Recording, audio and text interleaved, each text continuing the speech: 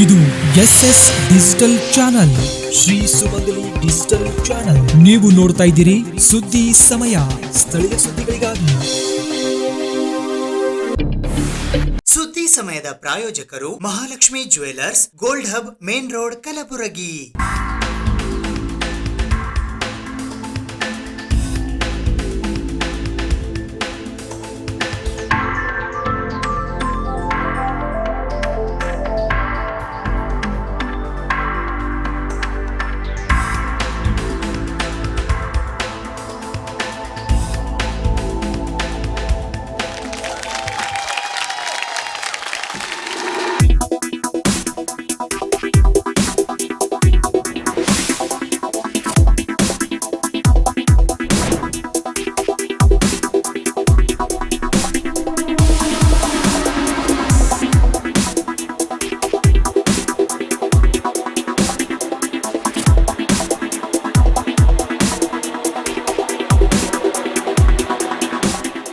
Mahalakshmi jewellers, gold hub, main road, Gulbarga.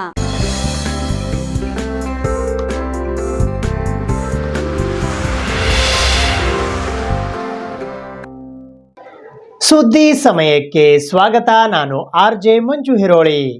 Kalaburagi ನಗರದ ಶರಣಬಸವ ವಿಶ್ವವಿದ್ಯಾಲಯದಲ್ಲಿ ಇಂದು ಭಾರತದಲ್ಲಿ ಪ್ರಸಕ್ತ ಮಾಧ್ಯಮ ಸ್ಥಿತಿಗತಿ ಎಂಬ ವಿಷಯದ ಕುರಿತು ವಿಶೇಷ ಉಪನ್ಯಾಸ ಕಾರ್ಯಕ್ರಮ ಜರುಗಿತು.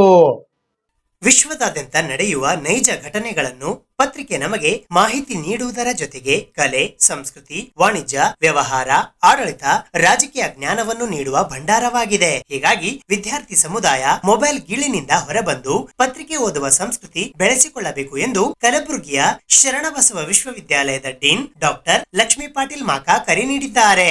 ಅವರು ಶುಕ್ರವಾರ ವಾರ್ತಾ ಮತ್ತು ಸಾರ್ವಜನಿಕ ಸಂಪರ್ಕ ಇಲಾಖೆ, ಶರಣಬಸವ ವಿಶ್ವವಿದ್ಯಾಲಯ ಕಲಬುರಗಿಯ ಪತ್ರಿಕೋದ್ಯಮ ಮತ್ತು ಸಮೂಹ ಸಂವಹನ ವಿಭಾಗ ಹಾಗೂ ಕರ್ನಾಟಕ ಕಾರ್ಯನಿರತ ಪತ್ರಕರ್ತರ ಸಂಘ ಜಿಲ್ಲಾ ಘಟಕ ಕಲಬುರಗಿ ಇವರುಗಳ ಸಂಯುಕ್ತ ಆಶ್ರಯದಲ್ಲಿ ಶರಣಬಸವ ವಿಶ್ವವಿದ್ಯಾಲಯದ ಪತ್ರಿಕೋದ್ಯಮ ವಿಭಾಗದ ಅನುಭವ ಮಂಟಪದಲ್ಲಿ ಆಯೋಜಿಸಿದ್ದ ಪತ್ರಿಕಾ ದಿನಾಚರಣೆ ಮತ್ತು ಭಾರತದಲ್ಲಿ ಪ್ರಸಕ್ತ ಮಾಧ್ಯಮ ಸ್ಥಿತಿಗತಿ ಕುರಿತು ವಿಶೇಷ ಉಪನ್ಯಾಸ ಕಾರ್ಯಕ್ರಮವನ್ನು ಸಸಿಗೆ ನೀರೆರೆಯುವ ಮೂಲಕ ಉದ್ಘಾಟಿಸಿ ಮಾತನಾಡಿದರು. ಮಾಧ್ಯಮವನ್ನು ಸರಕಾರದ 4ನೇ ಅಂಗವೆಂದೇ ಭಾವಿಸಲಾಗಿದೆ. ಪ್ರಜಾಪ್ರಭುತ್ವದ ಉಳಿವಿನಲ್ಲಿ ಮಾಧ್ಯಮದ ಪಾತ್ರ ದೊಡ್ಡದಾಗಿದ್ದು, ಸಾರ್ವಜನಿಕರ ಸಂಕಷ್ಟಕ್ಕೆ ಸ್ಪಂದಿಸುವ ಮತ್ತು ಆಳುವ ಸರ್ಕಾರಕ್ಕೆ ಎಚ್ಚರಿಸುವ ಕೆಲಸ ಪತ್ರಿಕೆ ಮತ್ತು ಮಾಧ್ಯಮಗಳು ಮಾಡುತ್ತಿವೆ. ವಿದ್ಯಾರ್ಥಿಗಳು ಪ್ರತಿದಿನ ಪತ್ರಿಕೆ ಮತ್ತು ಪುಸ್ತಕ ಓದುವ ರೂಢಿ ಹಾಕಿಕೊಂಡಲ್ಲಿ ನಿಮ್ಮ ಓದುವ ಕೌಶಲ್ಯ ಸಹ ಹೆಚ್ಚಲಿದೆ ಎಂದು ಅಭಿಪ್ರಾಯಪಟ್ಟರು. ಭಾರತದಲ್ಲಿ ಪ್ರಸಕ್ತ ಮಾಧ್ಯಮ ಸ್ಥಿತಿಗತಿ ಕುರಿತು ವಿಶೇಷ ಉಪನ್ಯಾಸದಲ್ಲಿ ಶರಣಬಸವ ವಿಶ್ವವಿದ್ಯಾಲಯದ ಪತ್ರಿಕೋದ್ಯಮ ಮತ್ತು ಸಮೂಹ ಸಂವಹನ ವಿಭಾಗದ ಡೀನ್ ಟಿವಿ ಶಿವಾನಂದನ್ ಮಾತನಾಡಿ, ಕೋವಿಡ್ ನಂತರ ಪತ್ರಿಕೆಗಳ ಪ್ರಸಾರದಲ್ಲಿ ಗಣನೀಯ ಇಳಿಕೆಯ ನಡುವೆಯೂ ಪ್ರಜಾಪ್ರಭುತ್ವದ ಮೌಲ್ಯ ಎತ್ತಿ ಹಿಡಿಯುವ ಕೆಲಸ ಮಾಡುತ್ತಿರುವ ಪತ್ರಿಕಾ ಉದ್ಯಮ ಇಂದು ಸಂಕಷ್ಟದ ಸ್ಥಿತಿ ಎದುರಿಸುತ್ತಿದೆ. ಕೇಂದ್ರ ಸರ್ಕಾರ ಕೂಡಲೇ ನ್ಯೂಸ್ ಪ್ರಿಂಟ್ ಆಮದಿಗೆ ಸುಂಕ ಹೇರಿಕೆ ನಿಲ್ಲಿಸುವುದರ ಜೊತೆಗೆ ಮಾಧ್ಯಮವನ್ನು GST ವ್ಯಾಪ್ತಿಯಿಂದ ಹೊರತರುವ ಮೂಲಕ 4ನೇ ಅಂಗದ ನೆರವಿಗೆ ಬರಬೇಕು ಎಂದರು. ಹಿಂದೆಲ್ಲ ಸರ್ಕಾರ ಪತ್ರಿಕೆಗಳಿಗೆ ಪ್ರೋತ್ಸಾಹದ ರೂಪದಲ್ಲಿ ಜಾಹೀರಾತು ನೀಡುತ್ತಿತ್ತು. ಆದರೆ ಇತ್ತೀಚೆಗೆ 60% ಜಾಹೀರಾತು ನೀಡುವುದನ್ನು ನಿಲ್ಲಿಸಿದ್ದರಿಂದ ಪತ್ರಿಕೆಗಳಿಗೆ ಆದಾಯ ಮೂಲವೇ ಇಲ್ಲದಂತಾಗಿದೆ. ಹೀಗಾಗಿ ಪತ್ರಿಕೆಗಳು ಆದಾಯ ಮೂಲ ಹುಡುಕುತ್ತಾ ಹೊರಟಿರುವುದು ದುರಾದೃಷ್ಟ. ಇನ್ನು ಸ್ಥಳೀಯ ಪ್ರದೇಶದ ಸುದ್ದಿಗೆ ಮಹತ್ವ ನೀಡುವ ಸಣ್ಣ ಮತ್ತು ಪ್ರಾದೇಶಿಕ ಪತ್ರಿಕೆಗಳ ಸ್ಥಿತಿ ಸಹ ಹೇಳತೀರದು. ರಾಜ್ಯ ಸರ್ಕಾರದ ಜಾಹೀರಾತುಗಳೇ ಇವರ ಮೂಲ ಆದಾಯವಾಗಿದ್ದರಿಂದ ಅಷ್ಟರ ಮಟ್ಟಿಗೆ ರಾಜ್ಯ ಸರ್ಕಾರ ಇವರ ನೆರವಿಗೆ ಬಂದಿರುವುದು ಸಂತಸದ ವಿಚಾರವಾಗಿದೆ. ಕೋವಿಡ್ ಸಂಕಷ್ಟದ ಕಾಲದಲ್ಲಿ 2 ವರ್ಷಗಳ ಕಾಲ ವರದಿಗಾರರಿಗೆ 10% 30% ಕಡಿಮೆ ಸಂಬಳ ನೀಡಿದ್ದು, ಇದೀಗ ನಿಧಾನಗತಿಯಲ್ಲಿ ಪ್ರಸಾರ ಸಂಖ್ಯೆ ಹೆಚ್ಚಳವಾಗುತ್ತಿರುವುದರಿಂದ ಬಾಕಿ ಸಂಬಳ ಮಾಧ್ಯಮ ಸಂಸ್ಥೆಗಳು ನೌಕರರಿಗೆ ಪಾವತಿಸಬೇಕು ಎಂದು ಒತ್ತಾಯ ಮಾಡಿದರು. ಸ್ವಾತಂತ್ರ್ಯ ಪೂರ್ವದಲ್ಲಿ ನಡೆದ ಸ್ವಾತಂತ್ರ್ಯ ಚಳುವಳಿ, ಜನರ ಅಭಿಪ್ರಾಯ ಸಂಗ್ರಹಣೆ, ಸ್ವಾತಂತ್ರ್ಯ ಹೋರಾಟಕ್ಕೆ ಬಲ ನೀಡುವಲ್ಲಿ ಪತ್ರಿಕೆಗಳ ಪಾತ್ರ ಅಪಾರವಾಗಿದೆ. ಪ್ರಜಾಪ್ರಭುತ್ವಕ್ಕೆ ಆಪತ್ತು ಬಂದಾಗಲೆಲ್ಲ ಅದನ್ನು ರಕ್ಷಿಸುವ ಕೆಲಸ ಪತ್ರಿಕೆಗಳು ಮಾಡಿವೆ. 1975ರಿಂದ 77ರ ಅವಧಿಯ ತುರ್ತು ಪರಿಸ್ಥಿತಿ ಇದಕ್ಕೆ ಉತ್ತಮ ಉದಾಹರಣೆಯಾಗಿದೆ ಎಂದ ಅವರು, ಭಾರತದಲ್ಲಿ ಮಾಧ್ಯಮ ಒಂದು ದೊಡ್ಡ ಉದ್ಯಮವಾಗಿ ಹೊರಹೊಮ್ಮಿದೆ ಎಂದರು. ಕಲಬುರಗಿ ಜಿಲ್ಲಾ ಪತ್ರಕರ್ತರ ಸಂಘದ ಅಧ್ಯಕ್ಷರಾದ ಬಾಬುರಾವ್ ಯಡ್ರಾಮಿ ಅವರು ಮಾತನಾಡಿ, ಪತ್ರಿಕೆ ನಿಂತ ನೀರಲ್ಲ, ಅದು ಹರಿಯುವ ನದಿ ಇದ್ದಂತೆ. ಎಷ್ಟೇ ತಂತ್ರಜ್ಞಾನ ಬಂದರೂ ಪತ್ರಿಕೆ ಓದುವಲ್ಲಿ ನೀಡುವ ಖುಷಿ ಬೇರೊಂದರಲ್ಲಿ ಸಿಗದು ಎಂದ ಅವರು, ಪತ್ರಿಕೆ ಮತ್ತು ಪುಸ್ತಕ ಓದುವ ಅಭ್ಯಾಸ ವಿದ್ಯಾರ್ಥಿಗಳು ರೂಢಿಸಿಕೊಳ್ಳಬೇಕು. ಎಲ್ಲಾ ಕಾರ್ಪೊರೇಟ್ ಕಂಪನಿಗಳು ಸಹ ತಮ್ಮ ಉತ್ಪನ್ನದ ಪ್ರಚಾರ ಅಥವಾ ಸಂವಹನಕ್ಕಾಗಿ ಪತ್ರಿಕೋದ್ಯಮದ ಅಭ್ಯರ್ಥಿಗಳನ್ನು ನೇಮಕ ಮಾಡಿಕೊಳ್ಳುತ್ತಿದ್ದು, ಪತ್ರಿಕೋದ್ಯಮದಲ್ಲಿ ವಿಪುಲ ಅವಕಾಶಗಳಿವೆ. ಪತ್ರಿಕೋದ್ಯಮದ ಕುರಿತು ಮುಂದಿನ ಭವಿಷ್ಯದ ಬಗ್ಗೆ ವಿದ್ಯಾರ್ಥಿಗಳಲ್ಲಿ ಚಿಂತೆ ಬೇಡ ಎಂದರು. ಕರ್ನಾಟಕ ಕಾರ್ಯನಿರತ ಪತ್ರಕರ್ತರ ಸಂಘದ ರಾಜ್ಯ ಉಪಾಧ್ಯಕ್ಷರಾದ ಭವಾನಿ ಸಿಂಗ್ ಎಂ ಠಾಕೂರ್ ಅವರು ಕೂಡ ಮಾತನಾಡಿದರು. ಈ ಕಾರ್ಯಕ್ರಮದಲ್ಲಿ ಜಿಲ್ಲಾ ದಿನಪತ್ರಿಕೆಗಳ ಸಂಪಾದಕರ ಸಂಘದ ಅಧ್ಯಕ್ಷರಾದ ಸಿದ್ದರಾಮಪ್ಪ ಬೆರಾದಾರ್, ಹಿರಿಯ ಪತ್ರಕರ್ತರಾದ ರಾಮಕೃಷ್ಣ ಬಡಶೇಷಿ ಸೇರಿದಂತೆ ವಾರ್ತಾ ಇಲಾಖೆಯ ಸಿಬ್ಬಂದಿಗಳು ಮತ್ತು ಪತ್ರಿಕೋದ್ಯಮ ವಿಭಾಗದ ಬೋಧಕ ಬೋಧಕೇತರ ವೃಂದ ಹಾಗೂ ವಿದ್ಯಾರ್ಥಿಗಳು ಭಾಗವಹಿಸಿದ್ದರು. ವಾರ್ತಾ ಮತ್ತು ಸಾರ್ವಜನಿಕ ಸಂಪರ್ಕ ಇಲಾಖೆಯ ಉಪ ನಿರ್ದೇಶಕರಾದ ಜಡಿಯಪ್ಪ ಗೆದ್ಲಗಟ್ಟಿ ಸರ್ವರನ್ನು ಸ್ವಾಗತಿಸಿ ಪ್ರಾಸ್ತಾವಿಕವಾಗಿ ಮಾತನಾಡಿದರು. ಕರ್ನಾಟಕ ಕಾರ್ಯನಿರತ ಪತ್ರಕರ್ತರ ಸಂಘದ ಜಿಲ್ಲಾ ಘಟಕದ ಪ್ರಧಾನ ಕಾರ್ಯದರ್ಶಿ ಸಂಗಮನಾಥ್ ರೇವತ್ಗಾಂವ್ ನಿರೂಪಿಸಿದರು. ವಿದ್ಯಾರ್ಥಿನಿ ಯಶಸ್ವಿನಿ ವಂದಿಸಿದರು. ರಂಜಿತಾ ಮತ್ತು ತಂಡದವರು ಪ್ರಾರ್ಥನೆ ಗೀತೆ ಹಾಡಿದರು. ವಾರ್ತಾ ಮತ್ತು ಸಾರ್ವಜನಿಕ ಸಂಪರ್ಕ ಇಲಾಖೆ ತುಂಬ ಹೆಮ್ಮೆ ಪಡುತ್ತೆ. ಈ ಥರದ ವಿಶ್ವವಿದ್ಯಾಲಯ ಗುಲ್ಬರ್ಗ ವಿಭಾಗದಲ್ಲಿ ನಾನು ಅದೇ ಮಾತಾಡ್ತಾ ಇದ್ದೆ. ಇಲ್ಲಿ ಡಿಗ್ರಿ ಕಾಲೇಜು ಜರ್ನಲಿಸಮ್ ಇಲ್ಲ, ಬಟ್ ಮಾಸ್ಟರ್ಸ್ ಇದೆ. ಸೊ ಗುಲ್ಬರ್ಗ ಯೂನಿವರ್ಸಿಟಿ ಒಂದು ಬಿಟ್ಟರೆ ಇನ್ಯಾವುದೂ ಇರಲಿಲ್ಲ. ಈಗ ಎರಡನೇ university MA in journalism and mass communication ತುಂಬ ಹೆಮ್ಮೆ ಪಡುವಂಥದ್ದು. ಹಾಗೂ ಇವತ್ತಿನ ಬದಲಾಗುತ್ತಿರುವ ಈ ಪತ್ರಿಕೋದ್ಯಮದ ಸ್ಥಿತಿಗತಿ, ಈ ಥರದ ಇದರಲ್ಲಿ ತುಂಬ ನುರಿತ ಪತ್ರಕರ್ತರನ್ನ ಆಹ್ವಾನ ಮಾಡಿ ನಿಮ್ಮ ವಿವಿಯಲ್ಲಿ ಒಂದು ಅವಕಾಶ ಕೊಟ್ಟು ನಮ್ಮ ಇಲಾಖೆಗೂ ಸಹಕರಿಸಿದ ಈ ವಿಶ್ವವಿದ್ಯಾನಿಲಯದ ಒಂದು ಅಂದರೆ ವಾರ್ತಾ ಇಲಾಖೆ, ನಾನು ನಿಮ್ಮ ರೀತಿಯೇ ಡಿಗ್ರಿ ಮತ್ತು MA ಜರ್ನಲಿಸಮ್ ಮಾಡಿಕೊಂಡು ಒಂದಿಷ್ಟು ದಿನ ಮೀಡಿಯಾದಲ್ಲಿದ್ದು ಆಮೇಲೆ ಈ ಸರ್ಕಾರಿ ಕಾಲ ಆದಾಗ ಸೆಲೆಕ್ಟಾಗಿ ಬಂದವರು. ನಾವು ಓದ್ತಾನೆ ಒಂದಿಷ್ಟು ಪತ್ರಿಕೆಗಳ ಜೊತೆ ಅಥವಾ ಒಂದು ವಾರ್ತಾ ಇಲಾಖೆ ಜೊತೆ ಆಯಾ ಜಿಲ್ಲೆ, ನಾನು ಓದಿದ್ದು ಮೈಸೂರು. ನಿಮ್ಮಲ್ಲಿ ತುಂಬ ಇಂಟ್ರೆಸ್ಟ್ ಇರೋರಿದ್ದರೆ ಓದ್ಕೊಂಡು ಆಫ್ಟರ್ ಕಾಲೇಜು ಸುಮ್ಮನೆ ಟೈಮ್ ವೇಸ್ಟ್ ಮಾಡೋ ಬದಲು ಕಾರ್ಯಕ್ರಮಗಳಿಗೆ ಅಟೆಂಡ್ ಆಗೋದು ಅಥವಾ ಶನಿವಾರ ಭಾನುವಾರ ಅಥವಾ ನಿಮ್ಮ ರಜಾ ದಿನಗಳನ್ನ ಬಳಸ್ಕೊಂಡು ಸುದ್ದಿ ಮಾಡೋದನ್ನು ಕಲಿಯೋದು ಅಥವಾ ಮೀಡಿಯಾದ ಒಳ ಹೊರಗಳನ್ನ ಏನಾದರೂ ತಿಳ್ಕೊಳ್ಳೋದಕ್ಕೆ ಆಸಕ್ತಿ ಇರೋಂಥವ್ರು ನಮ್ಮ ಇಲಾಖೆಯನ್ನು ಸಂಪರ್ಕಿಸ್ಬೋದು, ನನ್ನ ಸಂಪರ್ಕಿಸ್ಬೋದು. ಕರ್ನಾಟಕ ಸರ್ಕಾರ ವಾರ್ತಾ ಮತ್ತು ಸಾರ್ವಜನಿಕ ಸಂಪರ್ಕ ಇಲಾಖೆ ಹಾಗೂ ಕರ್ನಾಟಕ ಕಾರ್ಯನಿರತ ಪತ್ರಕರ್ತರ ಸಂಘ ಜಿಲ್ಲಾ ಘಟಕ ಕಲಬುರಗಿಯರ ಸಂಯೋಜನೆಯಲ್ಲಿ ಈ ಕಾರ್ಯಕ್ರಮವನ್ನು ಹಮ್ಮಿಕೊಳ್ಳಲಾಗಿದೆ. ನಮಗೆಲ್ಲರಿಗೂ ತಿಳಿದಂಥ ಪತ್ರಿಕೋದ್ಯಮವು ಪ್ರಜಾಪ್ರಭುತ್ವದ 4ನೇ ಸ್ತಂಭವೆಂದು ಪರಿಗಣಿಸಲಾಗಿದೆ. It is the 4th pillar of democracy. ಪತ್ರಿಕಾ ಮಾಧ್ಯಮವು ನಮಗೆ ಈ ಜಗತ್ತಿನಲ್ಲಿ ಏನೆಲ್ಲ ನಡೆಯುತ್ತದೆ ಎಂಬುದು ಕ್ಷಣ ಕ್ಷಣದ ಸುದ್ದಿಗಳು ನೀಡುತ್ತದೆ. ನಾವು ಪ್ರತಿದಿನ ಪತ್ರಿಕೆಗಳು ಓದುತ್ತೇವೆ. ರಾಜಕೀಯ, ಕ್ರೀಡಾ, ವಿಜ್ಞಾನ, ಮನೋರಂಜನೆ ಹೀಗೆ ಎಲ್ಲ ಕ್ಷೇತ್ರದ ವಿಷಯಗಳ ಬಗ್ಗೆ ಪತ್ರಿಕಾ ಮಾಧ್ಯಮವು ನಮಗೆ ಸುದ್ದಿಯನ್ನು ನೀಡುತ್ತದೆ. ಆದರೆ ಇದು ಸುದ್ದಿ ಕೊಡೋದಷ್ಟೇ ಅಲ್ಲ, ಮುಖ್ಯವಾಗಿ ಪತ್ರಿಕೋದ್ಯಮ ಸಾರ್ವಜನಿಕರು ಮತ್ತು ಸರ್ಕಾರದ ನಡುವಿನ ಕೊಂಡೆಯಾಗಿ ಕಾರ್ಯನಿರ್ವಹಿಸುತ್ತಿದೆ. ಪತ್ರಿಕಾ ಮಾಧ್ಯಮ ಗುರಿ ಜನರಿಗೆ ಎದುರಾಗುವ ಯಾವುದೇ ಅನ್ಯಾಯವನ್ನು ಬೆಳಕಿಗೆ ತರುವುದು ಮತ್ತು ಸಾರ್ವಜನಿಕ ವ್ಯವಸ್ಥೆ ದುಸ್ಥಿತಿಯನ್ನು ಎತ್ತಿ ತೋರಿಸುವುದಾಗಿದೆ. ಹೀಗೆ ಪತ್ರಿಕಾ ಸ್ವಾತಂತ್ರ್ಯ ಮತ್ತು ಪ್ರಜಾಪ್ರಭುತ್ವದ ಮೌಲ್ಯಗಳನ್ನು ರಕ್ಷಿಸುವಲ್ಲೂ ಪತ್ರಿಕಾ ಮಾಧ್ಯಮ ವಹಿಸಿರುವ ಪಾತ್ರದ ಬಗ್ಗೆ ಜನರಿಗೆ ಅರಿವು ಮೂಡಿಸಲು ಇಂಥ ಕಾರ್ಯಕ್ರಮಗಳು ಹಮ್ಮಿಕೊಳ್ಳಬೇಕು. ಎಲ್ಲರೂ ಇಲ್ಲಿ ಸ್ಟೂಡೆಂಟ್ಸ್ ಆಗಿದ್ದೀರಿ. ನಾವು ದಿವಸ ನ್ಯೂಸ್ ಪೇಪರ್ನ ಓದ್ತೀವಿ. ನ್ಯೂಸ್ ಪೇಪರ್ ಓದಿದ್ರಿಂದ ನಮಗೇನು ಲಾಭ ಅಂತಂತಂದರೆ, ನಾವು ಸ್ಕೂಲಲ್ಲಿದ್ದಾಗ ಕೂಡ ನಮಗೆ ಅಸೆಂಬ್ಲಿಯಲ್ಲಿ ನ್ಯೂಸ್ ಪೇಪರ್ ಓದಕ್ಕೆ ಕೊಡ್ತಿದ್ರು. ನ್ಯೂಸ್ ಪೇಪರ್ ಓದೋದ್ರಿಂದ ನಮ್ಮದು ವೊಕ್ಯಾಬ್ಲರಿ ಕೂಡ, ನಮ್ಮದು ಗ್ರಾಮ್ಯಾಟಿಕಲ್ ಕೂಡ ಇಂಪ್ರೂವ್ ಮಾಡ್ಕೋಬೋದು. ಈಗ ಕೂಡ ನಾವು ಓದೋದು ಹವ್ಯಾಸ ನಮ್ಮ ಕಡೆ ಯಾರ ಕಡೆ ಇಲ್ಲ. ಜಸ್ಟ್ ನಮ್ಗೇನು ಎಕ್ಸಾಮಿಗೆ ಬೇಕು ಅಷ್ಟು ಓದಿ ಪಾಠವನ್ನು ತಿಳ್ಕೊಂಡು ಪರೀಕ್ಷೆ ಬರೆದು ಪಾಸ್ ಆಗ್ತಾ ಇದ್ದೀವಿ. ನಮಗೆ ಬೇಕಾಗಿದ್ದಷ್ಟೇ ಓದ್ತಾ ಇದ್ದೀವಿ. ಇವನ್ ಸ್ಕೂಲಲ್ಲಿ ಇಂಗ್ಲೀಷ್ ಮೀಡಿಯಮ್ ಇದ್ದರೆ ಇಂಗ್ಲೀಷಲ್ಲಿ ಓದ್ತೀವಿ, ಕನ್ನಡ ಮೀಡಿಯಮ್ದವರು ಕನ್ನಡ ಬುಕ್ಸ್ಗಳನ್ನು ಓದ್ತಾರೆ. ಈಗ ಇಂಗ್ಲೀಷ್ ಮೀಡಿಯಮ್ದವ್ರಿಗೆ ಕನ್ನಡ ಕೈಯಲ್ಲಿ ಏನಾರ ಕೊಟ್ಟರು ಓದಕ್ಕೆ ಸ್ವಲ್ಪ ಕಷ್ಟ ಆಗ್ತದೆ. ಕನ್ನಡ ಮೀಡಿಯಮ್ದವ್ರಿಗೆ ಇಂಗ್ಲೀಷ್ ಏನಾರ ಕೈಯಲ್ಲಿ ಕೊಟ್ಟರು ಓದಕ್ಕೆ ಕಷ್ಟ ಆಗ್ತದೆ. ಆದರೆ ದಿವಸ ನ್ಯೂಸ್ ಪೇಪರ್ ಓದೋದನ್ನು ನಾವು ರೂಢಿ ಮಾಡ್ಕೊಂಡಿದ್ರೆ ನಮ್ಮದು ರೀಡಿಂಗ್ ಸ್ಕಿಲ್ಸ್ ಇನ್ನೂ ಇಂಪ್ರೂವ್ ಆಗ್ಬೋದು ಅಂತ ಹೇಳ್ತೀನಿ. ಅದಕ್ಕೆ ನ್ಯೂಸ್ ಪೇಪರ್ ಓದೋದು ದಿನ ಅವಶ್ಯಕತೆ ಇದೆ. ಇಲ್ಲೆಲ್ಲ ಸ್ಟೂಡೆಂಟ್ಸ್ ಇರೋದ್ರಿಂದ ಹೇಳ್ತಾ ಇದ್ದೀನಿ, ನಿಮಗೆ ನ್ಯೂಸ್ ಪೇಪರ್ ಈವನ್ ಯೂನಿವರ್ಸಿಟಿಯಲ್ಲಿ ಕೂಡ ಪ್ರೊವೈಡ್ ಮಾಡೋದು ಅರೇಂಜ್ಮೆಂಟ್ಸನ್ನು ಶಿವಾನಂದನ್ ಸರ್ ಮಾಡಿದ್ದಾರೆ. ದಿನ ನ್ಯೂಸ್ ಪೇಪರ್ಗಳನ್ನು ಓದೋದು ಅಭ್ಯಾಸ ಮಾಡಿಕೊಳ್ಳ್ರಿ. ಇದರಿಂದ ವೊಕ್ಯಾಬ್ಲರಿ ನಾವು ಕೂಡ ಹಿಂದೂ ಪೇಪರ್ ಓದಲ್ಲಿ ಒಂದು ಹೊಸ ವರ್ಡ್ ಅನ್ನಿಸ್ತಿತ್ತು, ಏನಾರ ಒಂದು ಓದಬೇಕಂದ್ರೆ ಅದು ಹೊಸ ಶಬ್ದ, ಅದರ ಅರ್ಥ ಕೂಡ ಗೊತ್ತಾಗ್ತಿಲ್ಲ. ಇಂಗ್ಲೀಷ್ ಮೀಡಿಯಂ ಸ್ಕೂಲ್ ಆದರೂ ಅದನ್ನು ಅರ್ಥ ಮಾಡ್ಕೊಳ್ಳೋಕೆ ನಾವು ಹೋಗ್ತೀವಿ. ಇದರಿಂದ ಹೊಸ ಹೊಸ ವರ್ಡ್ಸ್ಗಳನ್ನು ನಾವು ತಿಳ್ಕೊಬೋದು. ಜರ್ನಲಿಸಮ್ ಫೀಲ್ಡಲ್ಲಿ ಇದ್ದವ್ರು ನೋಡ್ಬೋದು, ಏನಾರು ಆರ್ಟಿಕಲ್ ಬರಿ ಅಂದ್ರೆ ಭಾಳ ಒಳ್ಳೆ ರೀತಿಲಿಂದ ಬರೀತಾರೆ. ನಾವು ಎಷ್ಟೇ ಓದಿದ್ರು ಅದು ಬರಿಬೇಕಾದ್ರೆ ಟೈಮ್ ತೊಗೋತೀವಿ, ಬಟ್ ಅವ್ರು ಭಾಳ ಫ್ಲೂಯೆಂಟಾಗಿ ಬರೀತಾರೆ. ಯಾಕಂದ್ರೆ ಅವ್ರು ಅದೇ ಅಭ್ಯಾಸವನ್ನು ಮಾಡ್ಕೋತಾರೆ. ಆಗಲೇ ಸರ್ ಹೇಳಿದ್ರು, ಪ್ರಾಕ್ಟಿಕಲಿ ನೀವು ಮಾಡಿರಿ, ನೀವು ಒಳ್ಳೆ ಜರ್ನಲಿಸ್ಟ್ ಆಗಿ ಹೊರಗೆ ಬರ್ತೀರಿ ಅಂತೇಳಿ. ಸೊ ಅದು ಪ್ರಾಕ್ಟಿಕಲಿ ರೀಡಿಂಗ್ ರೈಟಿಂಗ್ ಸ್ಕಿಲ್ಸ್ ಅವರಲ್ಲಿ ಬಂದಿದೆ. ಬೇರೆ ವಿದ್ಯಾರ್ಥಿಗಳು ಕೂಡ ಓದೋದ್ರಿಂದ ನಿಮ್ಮ ಸ್ಕಿಲ್ಸ್ಗಳನ್ನು ಇಂಪ್ರೂವ್ ಮಾಡ್ಕೋಬೋದಂತೆ ಹೇಳ್ತೀವಿ. ನ್ಯೂಸ್ ಪೇಪರಲ್ಲಿ ಇರೋದು ನಾನು ಆಲ್ರೆಡಿ ಹೇಳಿದೆ, it is like 4th pillar of democracy ಅಂತೇಳಿ. ಏನು ಪೇಪರಲ್ಲಿ ಬರುತ್ತೆ ಅದನ್ನು ನಾವು, ಇದು ನ್ಯೂಸ್, ಈಗ ಕೋವಿಡ್ ತೊಗೊಳ್ಳಿ, ಪ್ಯಾಂಡಮಿಕಲ್ಲಿ ಏನು ನ್ಯೂಸ್ ಬರ್ತಿತ್ತು, ಪೇಪರಲ್ಲೇ ನೋಡಿದ ತಕ್ಷಣ ಇಲ್ಲ ಈ ಥರ ಆಗಿದೆ, ಈ ಊರಲ್ಲಿ ಈ ಥರ ಆಗಿದೆ, ಇಷ್ಟು ಪೇಷಂಟ್ಸ್ ಇದ್ದಾರೆ, ಇದನ್ನು ಮಾಹಿತಿ ನಾವೆಲ್ಲ ಪೇಪರ್ ಮುಖಾಂತರ ತಿಳ್ಕೊಳ್ತೀವಿ. ಆದರೆ ಬೇರೆ ಸೋಷಲ್ ಮೀಡಿಯಾಸ್ ಇದ್ದಾವೆ. ಈಗ ನಾವು ನಾವೇ ತೊಗೋತೀವಿ, ವಾಟ್ಸಪ್ ಯೂಸ್ ಮಾಡ್ತಾ ಇದ್ದೀವಿ ಎಲ್ಲರೂ, ದಿನ ಒಂದು ಸ್ಟೇಟಸ್. ಈಗ ನಾವೇನಾದರೂ ಒಂದು ಸ್ಟೇಟಸ್ ಇಟ್ಟರೆ ನಾವು ನಂಬಂಗಿಲ್ಲ, ಇನ್ನೊಂದು 4 ಮಂದಿ ಇಡತನ ವೇಟ್ ಮಾಡ್ತೀವಿ, ಇದು ಸುದ್ದಿ ಸತ್ಯವಾಗಿ ಅದೇ ಇಲ್ಲ, ಪರಿಶೀಲನೆ ಮಾಡ್ತೀವಿ. ಯಾಕಂದ್ರೆ ನಮ್ಮಲ್ಲಿ ನಮಗೆ ನಂಬಿಕೆ ಇಲ್ಲ, ನಾವೇನು ಸ್ಟೇಟಸ್ ಇಟ್ಟಿವಿ, ನಮ್ಮ ಫ್ರೆಂಡ್ ಇಟ್ಟರು, ನಾವು ಇಟ್ವಿ, ಇನ್ನೊಬ್ರು ಇಟ್ಟರು. ಆದರೆ ನ್ಯೂಸ್ ಪೇಪರಲ್ಲಿ ಹಾಗಿಲ್ಲ, ಏನು ಸತ್ಯಾಂಶ ಅದೇ ನಿಮ್ಗೆ ನ್ಯೂಸ್ ಪೇಪರಲ್ಲಿ ನಾವು ಓದ್ತೀವಿ. ಸೊ ನಾವು ನ್ಯೂಸ್ ಪೇಪರ್ ಮೇಲೆ ನಮ್ಗೆ ಏನು ಬೇಕಾಗುತ್ತೆ ಅದು ನ್ಯೂಸ್ ಸಲುವಾಗಿ ಡಿಪೆಂಡೆಂಟ್ ಇದ್ದೀವಿ. ಕರೆಂಟ್ ಇವೆಂಟ್ ಪಾಲಿಸೀಸ್ ಆಗಲಿ, ಗ್ಲೋಬಲ್ ಅಫೇರ್ಸ್ ಆಗಲಿ, ಇವತ್ತು ಸೈನ್ಸ್ ಆಗಲಿ, ಹೆಲ್ತ್ ಆಗಲಿ, ಟೆಕ್ನಾಲಜಿ, ಹಿಸ್ಟ್ರಿ, ಎಲ್ಲ ಮಾಹಿತಿ ಕೂಡ ನ್ಯೂಸ್ ಪೇಪರಲ್ಲಿ ಕವರ್ ಆಗ್ತಾ ಇದೆ. ಸೊ ನ್ಯೂಸ್ ಪೇಪರ್ ಓದೋದ್ರಿಂದ ಬರೀ ನಮ್ಮದು ವೊಕ್ಯಾಬ್ಲರಿ ಗ್ರಾಮರ್ ಅಲ್ಲ, ಜಗತ್ತಿನಲ್ಲಿ ನಡೆದಿರುವ ಎಲ್ಲ ಸುದ್ದಿಗಳು ಕೂಡ ನಾವು ನೋಡ್ಬೋದು. ಕಲ್ಚರು, ಟ್ರೆಡಿಷನ್ಸು, ಒಂದು ಹಬ್ಬ ಹುಣ್ಣಿ ಬರಲಿ, ಎಲ್ಲಿ ಯಾವ ರೀತಿಯಲ್ಲಿ ಮಾಡ್ತಾರೆ ಅದು ಕೂಡ ಮಾಹಿತಿ ನ್ಯೂಸ್ ಪೇಪರಲ್ಲಿ ತುಂಬ ಚೆನ್ನಾಗಿ ಬರ್ತದೆ. ಈ ನಮ್ಮ ವಿಶ್ವವಿದ್ಯಾಲಯದಲ್ಲೇ ತಗೊಳ್ಳಿ, ನಮ್ಮ ವಿಶ್ವವಿದ್ಯಾಲಯದಲ್ಲಿ ನಡೆಯುವಂಥ ಚಟುವಟಿಕೆಗಳು ದಿನಾಲೂ ನಾವು ನ್ಯೂಸ್ ಪೇಪರಲ್ಲಿ ನಾವು ನೋಡ್ತಾ ಇದ್ದೀವಿ. ಇವತ್ತು ಮುಂಜಾನೆ ಆಗಿದ್ದಂದ್ರೆ ಸಾಯಂಕಾಲ ನ್ಯೂಸ್ ಪೇಪರಲ್ಲಿ ಬರುತ್ತೆ. ಇದರಿಂದ ಏನಾಗುತ್ತೆ, ಇದು ಜರ್ನಲಿಸಮ್ ಡಿಪಾರ್ಟ್ಮೆಂಟ್ ಹೆಡ್ ಆದ ಶಿವಾನಂದನ್ ಸರ್ ಈ ಕಾರ್ಯ ಭಾಳ ಒಳ್ಳೆ ರೀತಿಯಲ್ಲಿ ಮಾಡ್ತಾ ಇದ್ದಾರೆ.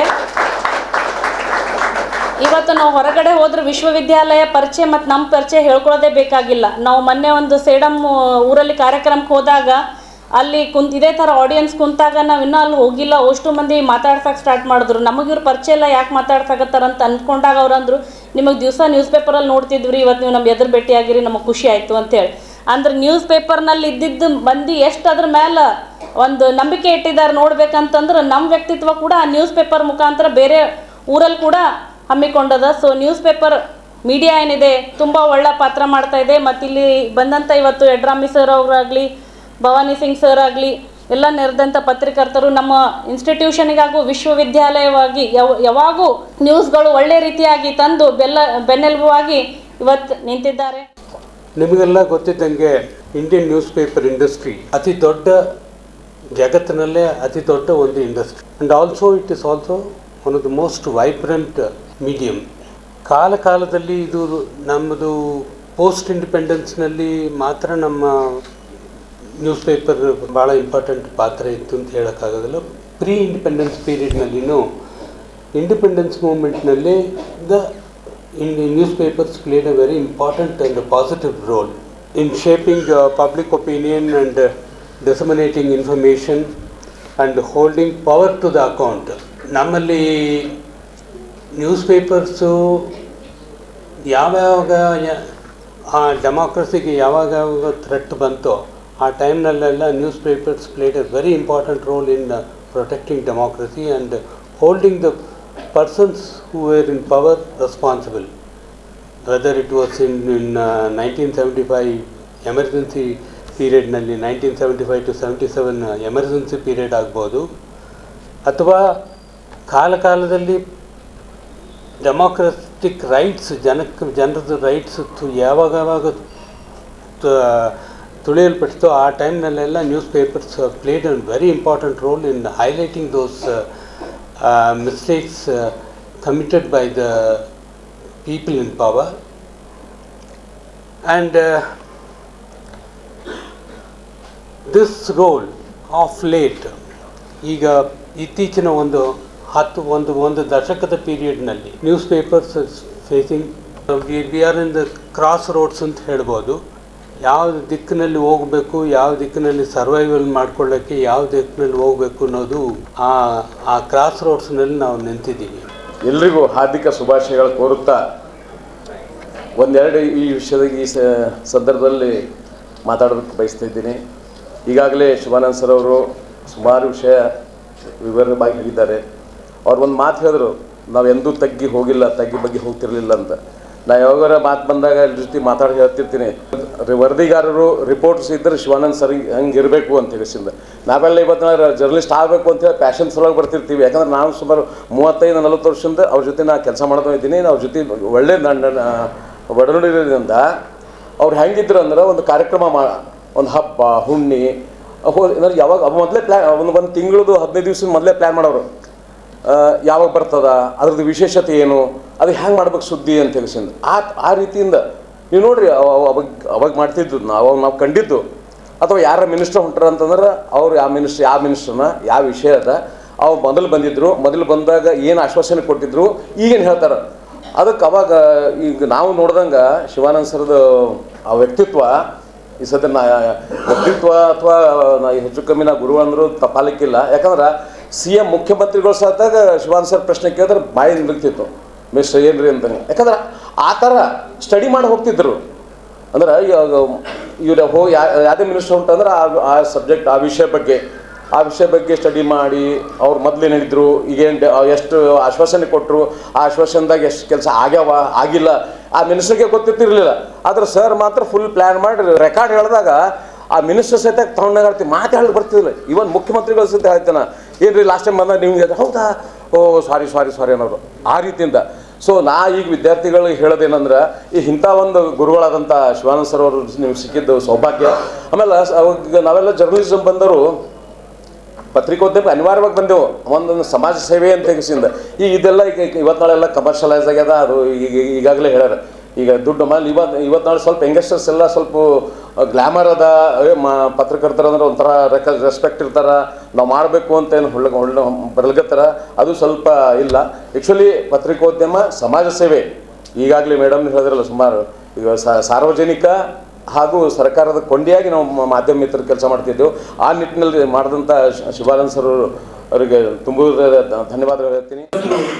ಶಿವಾನಂದ್ ಸರ್ ಮಾತಾಡಿದ ನಂತರ ನಾನೇನು ಹೆಚ್ಚಿಗೆ ಮಾತಾಡಲಿಕ್ಕೆ ಹೊರಟೆ ಅಂತಂದ್ರೆ, ಸೂರ್ಯನ ದೀಪ ಇಡೋದಾಗ ಆಗ್ತದೆ ಅಂತ ಭಾವಿಸ್ತಿದ್ದೀನಿ. ಯಾಕೆಂತಂದ್ರೆ ಎಲ್ಲವನ್ನ ಅವರು ಎದುರ್ತಕ್ಕಂಥ ಸಮಸ್ಯೆಗಳನ್ನ ಬಹಳ ಮುಕ್ತವಾಗಿ ಮತ್ತೆ ಅದನ್ನ ತಮ್ಮೆಲ್ಲರಿಗೆ ಮನ ತಲುಪುವಂತ ಇದ್ದಾರೆ. ಒಂದು ಏನು ಅಂತಂದ್ರೆ, ಇವತ್ತು ಪತ್ರಿಕೋದ್ಯಮ ಅಂತ ಅನ್ನೋದು ಕಮಲದಾರಿ ಇರತಕ್ಕಂಥದ್ದು.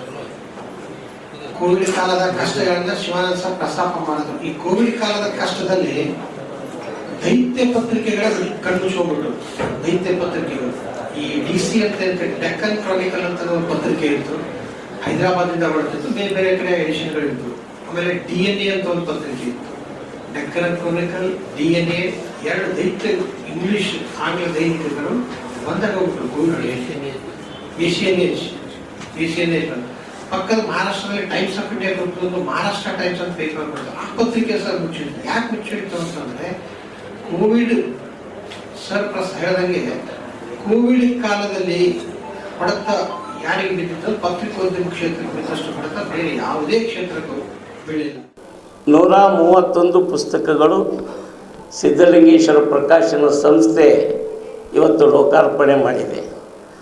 ನನಗೆ ಅವ್ರ ಬಗ್ಗೆ ಮಾತಾಡೋದಂದ್ರೆ ನೀರು ಕುಡಿದಟ್ಟು ಸರಳ. ನೀವು ಭಾಳ ಸರಿ ಕೇಳಿರಿ, ಆದರೆ ಕೇಳಿದಾಗ ಒಮ್ಮೆ ಹೇಳಿದ ಮಾತು ಹೇಳೋಕ್ಕೆ ನನಗೆ ಮನಸ್ಸಿಲ್ಲ. ಹೊಸ ಮಾತುಗಳನ್ನು ಹೇಳಬೇಕು. ನವೋನ್ಮೇಷ ಶಾಲಿನಿ, ಹೊಸದನ್ನು ಕಾಣುವ ಕಟ್ಟುವ ಪ್ರತಿ ಇದ್ದವನೇ ಸಾಹಿತಿ, ಕವಿ ಮತ್ತು ವಿದ್ವಾಂಸ ಅನಿಸ್ಕೊಳ್ತಾನೆ. ಹಾಡಿದ್ದೆ ಹಾಡೋ ಕಿಸ್ಬಾಯಿದಾಸ ಅನ್ನೋದು ಎಂದೂ ಒಪ್ಪೋದಿಲ್ಲ. ಒಂದು ಮಾತೇನು, ಪ್ರತಿ ವರ್ಷದ ಪದ್ಧತಿಯಂತೆ ಈ ವರ್ಷವೂ ಕೂಡ ಪುಸ್ತಕ ಜಾತ್ರೆ ನಡೀತಾ ಇದೆ. ಯಡಿಯೂರಿನಲ್ಲಿ ಸಿದ್ಧಲಿಂಗೇಶ್ವರರ ಸಾಂಪ್ರದಾಯಿಕ ಜಾತ್ರೆ, ದೀಪೋತ್ಸವ ಕಾರ್ಯಕ್ರಮ ಪ್ರತಿ ವರ್ಷ ನಡೀತದೆ. ಹಂಗೆ ಕಲಬುರಗಿಯಲ್ಲಿ ಸಿದ್ಧಲಿಂಗೇಶ್ವರರ ಪರಮ ಭಕ್ತ, ಸಿದ್ಧಲಿಂಗೇಶ್ವರ ಹೆಸರನ್ನು ಇಟ್ಟುಕೊಂಡು ಪ್ರಕಾಶನ ಸಂಸ್ಥೆಯನ್ನು ಪ್ರಾರಂಭಿಸಿದಂಥ ಬಸವರಾಜ್ ಕೊನೆಕ್ ಪ್ರತಿ ವರ್ಷದ ಪದ್ಧತಿಯಂತೆ ಈ ವರ್ಷವೂ ಕೂಡ ಈ ಒಂದು ಪುಸ್ತಕ ಜಾತ್ರೆಯನ್ನು ಮಾಡ್ತಾ ಇದ್ದಾರೆ. ಅಲ್ಲಿ ಯಡಿಯೂರಿನಲ್ಲಿ ಸಾಂಪ್ರದಾಯಿಕ ಜಾತ್ರೆ ಆಗ್ತದೆ, ಆದರೆ ಕಲಬುರಗಿಯಲ್ಲಿ ಜ್ಞಾನದ ಜಾತ್ರೆ ಆಗ್ತದೆ, ಜ್ಞಾನವಾಹಿನಿ ಜಾತ್ರೆ. ನಿಮಗೆ ಗೊತ್ತಿದೆ, ಯಡಿಯೂರು ಸಿದ್ಧಲಿಂಗ ಸಾಹಿತಿ, ಕವಿ, ಸಂಘಟಕ, ಹೋರಾಟಗಾರ. 101 ಜನ ವಿರಕ್ತರನ್ನು ಸೇರಿಸಿ ಶೂನ್ಯ ಸಂಪಾದನೆ ಎನ್ನುವಂಥ ಗ್ರಂಥವನ್ನು ರಚಿಸಿ ಇಡೀ ಹರಿದು ಹಂಚಿ ಹೋದಂಥ ಶರಣ ಸಾಹಿತ್ಯವನ್ನು ಒಂದುಗೂಡಿಸಿಕೊಟ್ಟಂಥ ಪುಣ್ಯಾತ್ಮ. ಅಂಥ ಸಿದ್ಧಲಿಂಗನ ಹೆಸರಿಟ್ಕೊಂಡು ಸಿದ್ಧಲಿಂಗೇಶ್ವರ ಪ್ರಕಾಶನ ಸಂಸ್ಥೆ ಇವತ್ತು ಹರಿದು ಹೋದ ಕಲ್ಯಾಣ ಕರ್ನಾಟಕದ ಎಲ್ಲ ಲೇಖಕರನ್ನು ಒಂದುಗೂಡಿಸಿ ಸಣ್ಣವರು, ದೊಡ್ಡವರು, ಬೆಳೆಯೋರು, ಬೆಳೆಯುತ್ತಿರುವವರು, ಸಾಹಿತಿಗಳು, ಉದಯೋನ್ಮುಖರು, ಪಠ್ಯಪುಸ್ತಕದ ಲೇಖಕರು ಎಲ್ಲರನ್ನೂ ಒಂದುಗೂಡಿಸಿ ಆ ಪರಂಪರೆಯ ಒಂದು ಅಂಶವಾಗಿ ಬಸವರಾಜ ಕೊನೆಕ ಈ ಪ್ರಕಾಶನ ಸಂಸ್ಥೆಯನ್ನು ಕಟ್ಟಿ ಬೆಳೆಸಿದ್ದಾರೆ. ಸ್ವಾಮಿಗಳು ಹೇಳಿದ ಹಾಗೆ ಕೇವಲ ಹಣ ಗಳಿಕೆ ಉದ್ದೇಶ ಅಲ್ಲ ಸಾಹಿತ್ಯ ಸೇವೆ. ನಿಮಗೆ ಆಶ್ಚರ್ಯ ಅನ್ನಿಸ್ತದೆ, ಈ ಭಾಗದ ವಿಶ್ವವಿದ್ಯಾಲಯಗಳಲ್ಲಿ ಪಠ್ಯಪುಸ್ತಕಗಳನ್ನು ಮುದ್ರಿಸುವವರು ಇಲ್ಲ, ಬರೆಯುವವರು ಇಲ್ಲ, ಅವುಗಳನ್ನು ಓದುವವರು ಇಲ್ಲ. ಈ ಎಲ್ಲ ಸಮಸ್ಯೆ ಸವಾಲುಗಳ ಮಧ್ಯದಲ್ಲಿ ಒಬ್ಬ ಮನುಷ್ಯ ಹಗಲು ರಾತ್ರಿ ಅನೇಕರಿಗೆ ಬೆನ್ನು ಹತ್ತಿ ಪಠ್ಯಪುಸ್ತಕಗಳ ಬರೆಸುವುದು, ಸಾಹಿತಿಗಳಿಗೆ ಬೆನ್ನು ಹತ್ತಿ ಸಾಹಿತ್ಯ ಕೃತಿಗಳನ್ನು ರಚಿಸಲಿಕ್ಕೆ ಹಚ್ಚುವುದು, ಅಷ್ಟೇ ಅಲ್ಲ ಬೆಳೆಯುವವರಿಗೆ ಬೆಳೆಸುವುದು, ಬೆಳೆದವರಿಗೆ ಮುಂದುವರಿಸುವುದು.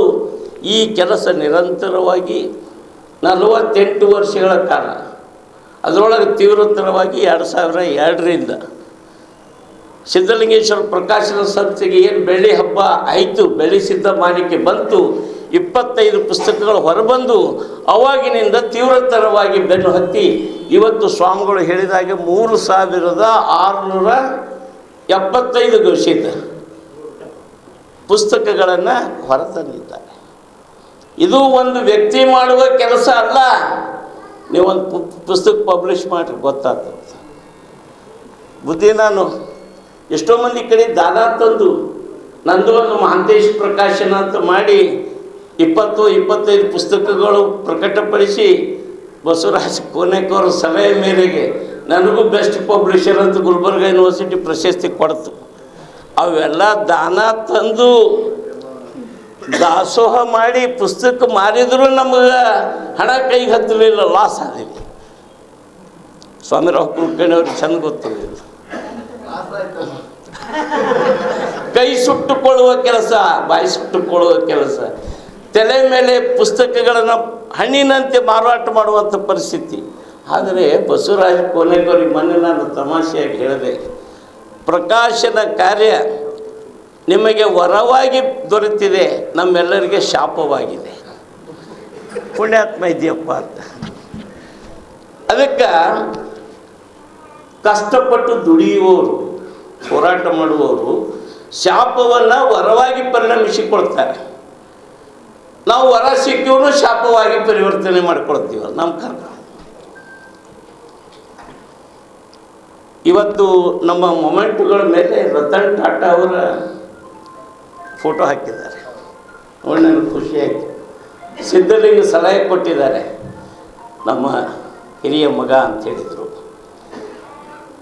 ರತನ್ ಟಾಟಾ ಒಂದು ಮಾತನ್ನು ಹೇಳ್ತಾರೆ, ಯಾವುದೇ ಇವತ್ತು ಉದ್ಯಮ ಉಳಿಯುವ ಸ್ಥಿತಿಯಲ್ಲಿಲ್ಲ, ಬೆಳೆಯುವ ಸ್ಥಿತಿಯಲ್ಲೂ ಇಲ್ಲ, ಉಳಿವಿಗಾಗಿ ಹೋರಾಟ ಮಾಡಬೇಕಾದ ಪರಿಸ್ಥಿತಿ ಇದೆ. ಅಂಥ ಪುಸ್ತಕೋದ್ಯಮ ಸಮಸ್ಯೆ ಸವಾಲುಗಳ ಮಧ್ಯದಲ್ಲಿ ಇರ್ತಕ್ಕಂಥದ್ದು ಬೆಳೆಯುವುದಿರಲಿ, ಉಳಿಯುವುದಕ್ಕಾಗಿ ಹೋರಾಟ ಮಾಡಬೇಕಾದಂಥ ಸಂದರ್ಭದಲ್ಲಿ 131 ಪುಸ್ತಕ ಹೊರಗೆ ತರಬೇಕಾದ್ರೆ ಕೋಟ್ಯಾಂತರ ರೂಪಾಯಿ ಇನ್ವೆಸ್ಟ್ಮೆಂಟ್ ಆಗ್ತದೆ. ಇವತ್ತು 2020ರಿಂದ ಪುಸ್ತಕಗಳು ಖರೀದಿ ಇಲ್ಲ, ಸರ್ಕಾರದಲ್ಲಿ ದುಡ್ಡು ಇಲ್ಲ, ಸಾಹಿತಿಗಳು, ಕವಿಗಳು, ನಾಟಕಕಾರರು ಟಮ ಅಂತ ತಲೆ ಪಡ್ಕೊಳ್ಕತ್ತಾರ. ಆದರೂ ಕೊನೆಗೆ 3-4 ವರ್ಷದಿಂದ ಇನ್ವೆಸ್ಟ್ಮೆಂಟ್. ಗಟ್ಟಿ ಮನುಷ್ಯ, ಧೈರ್ಯಸ್ಥ, ಹೆದರೋ ಮನುಷ್ಯನೇ ಅಲ್ಲ. ಇವತ್ತು 3 ವರ್ಷದಿಂದ ಬಿಲ್ಗಳು ಪೆಂಡಿಂಗ್ ಇದ್ದರೂ ಕೂಡ ಇನ್ನೂ ಇಷ್ಟು ಇನ್ವೆಸ್ಟ್ಮೆಂಟ್ ಮಾಡಿ ನಮ್ಮೆಲ್ಲರಿಗೆ ಪ್ರೀತಿ ಮತ್ತು ಪ್ರೋತ್ಸಾಹದಿಂದ ಇಷ್ಟು ಸಾಹಿತ್ಯ ಕೃತಿಗಳನ್ನು ಹೊರಗೆ ತರ್ತಾ ಇದ್ದಾರಲ್ಲ ಆಶ್ಚರ್ಯ. ಸುಮಾರು 31 ಜನಪ್ರಿಯ ಮಾಲಿಕೆಗಳಿವೆ. ನಮ್ಮ ಸ್ವಾಮಿಗಳು ಹೇಳಿದಂಗೆ ಕೈ ತೊಳೆದು ಮುಟ್ಟಬೇಕು. ಎಷ್ಟು ಮುದ್ದಾಗಿ ಸುಂದರವಾಗಿವೆ ಅಂದರೆ, ಹಾಗೆ ನಾನು ಒಂದು ಸ್ವಲ್ಪ ತಮಾಷೆಗೆ ಹೇಳ್ತೀನಿ, ಐಶ್ವರ್ಯ ರೈನು ನಾಚಬೇಕು. ಅಷ್ಟು ಸುಂದರವಾಗಿ ಅವುಗಳಿಗೆ ಫ್ರೇಮ್ ಹಾಕಿ ಇಡೀ ರಾಮಾಯಣ ನಡೆದಿದ್ದು, ಮಹಾಭಾರತ ನಡೆದಿದ್ದು, ಶೃಂಗಾರ ತರಂಗಿಣಿ ಕವಿ ಕೊನೆಕೋರಿ ಬೆಳಕಿದ್ದಂದು ಮನುಷ್ಯ. ಶೃಂಗಾರ ತರಂಗಿಣಿ ಸಿದ್ಧಲಿಂಗೇಶ್ವರ ಪ್ರಕಾಶನ ಪ್ರಿಂಟ್ ಮಾಡದೇ ಇದ್ದರೆ ಇವತ್ತು ಅವರಿಗಿಂತ ತಿರುವು ಸಿಗ್ತಿತ್ತೋ ಇಲ್ಲೋ ಗೊತ್ತಿಲ್ಲ. ಅವ್ರ ಬದುಕಿನಲ್ಲಿ ದೊಡ್ಡ ತಿರುವು ಶೃಂಗಾರ ತರಂಗಿಣಿ. ಎಂದೂ ಪುಸ್ತಕ ಓದಲಾರ ಮನುಷ್ಯ, ಬರೀ ಪುಸ್ತಕ ಮಾರೋದ್ರಿಗೆ ತೊಡಗಿದ ಮನುಷ್ಯ 30 ಪುಸ್ತಕ ಓದ್ಯಾರ. ಕನ್ನಡದಲ್ಲಿ ಶೃಂಗಾರ ರಸ ಹೆಂಗಿರ್ತದೆ, ಇದು ಒಂದು ಬದುಕಿನಲ್ಲಿ ನಡೆಯುವಂಥ ವಿಶೇಷತೆ. ಭಾಳ ಮುದ್ದಾದ 31 ಪುಸ್ತಕಗಳು ಬಂದಿವೆ. ಅದರಲ್ಲಿ ರಾಷ್ಟ್ರ ನಾಯಕರು, ಶರಣರು, ಸಂತರು, ಮಹಾತ್ಮರು, ಪುಣ್ಯಪುರುಷರು, ಮಹಿಳೆಯರು ಎಲ್ಲರೂ ಇವೆ. ನಮ್ಮ ಒಂದು ಸಂಕಲ್ಪ ಇದೆ, ಅದನ್ನು ತಮ್ಮ ಮುಂದೆ ಹೇಳಬೇಕೇನು. 2027ಕ್ಕೆ ಬಸವರಾಜ ಕೊನೆಕವರಿಗೆ 75 ವರ್ಷ ತುಂಬುತ್ತದೆ.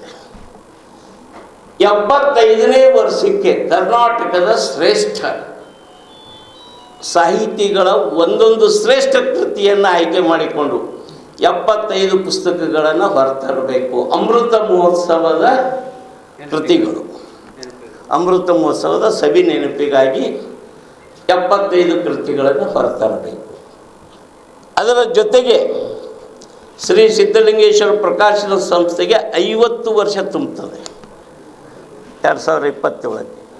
50 ಕೃತಿಗಳು ಜನಪ್ರಿಯ ಮಾಲಿಕೆಯ ಅತ್ಯಂತ ಸುಂದರವಾದ ಪುಸ್ತಕಗಳು. ಜ್ಞಾನಪೀಠ ಪ್ರಶಸ್ತಿ ವಿಜೇತರು, ರಾಷ್ಟ್ರಪತಿಗಳು, ಪ್ರಧಾನಿಗಳು, ಹೆಸರಾಂತ ತತ್ವಜ್ಞಾನಿಗಳು, ಭಾಳ ಮೌಲಿಕವಾದಂಥ ಪುಸ್ತಕಗಳನ್ನು 50 ತರಬೇಕು.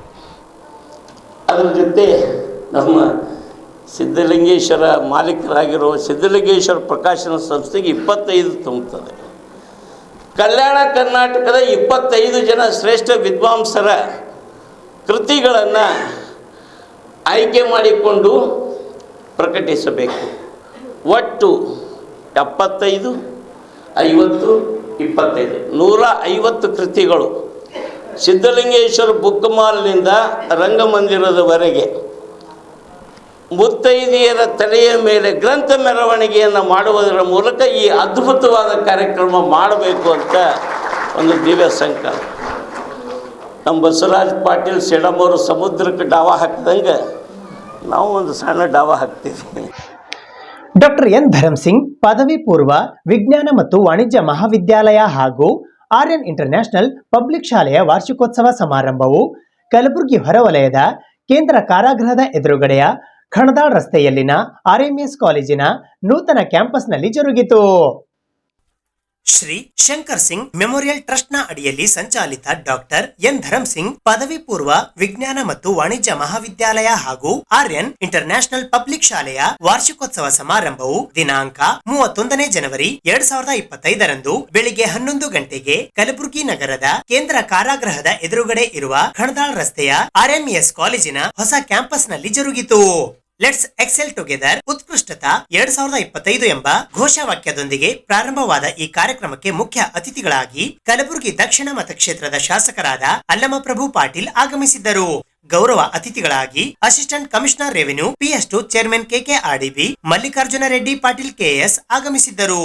ಅತಿಥಿಗಳಾಗಿ ಆರ್ಎಂಎಸ್ ಕಾಲೇಜ್ ಆಫ್ ಫಾರ್ಮಸಿ ಕಲಬುರಗಿಯ ಅಧ್ಯಕ್ಷರಾದ ಡಾಕ್ಟರ್ ಕಿಶೋರ್ ಸಿಂಗ್ ಕೆ ಛತ್ರಪತಿ ಹಾಗೂ ಆರ್ಯನ್ ಫಾರ್ಮಸಿ ಕಾಲೇಜಿನ ಪ್ರಾಂಶುಪಾಲರಾದ ಡಾಕ್ಟರ್ SM ಆಲಿ ಪಾಟೀಲ್ ಆಗಮಿಸಿದ್ದರು.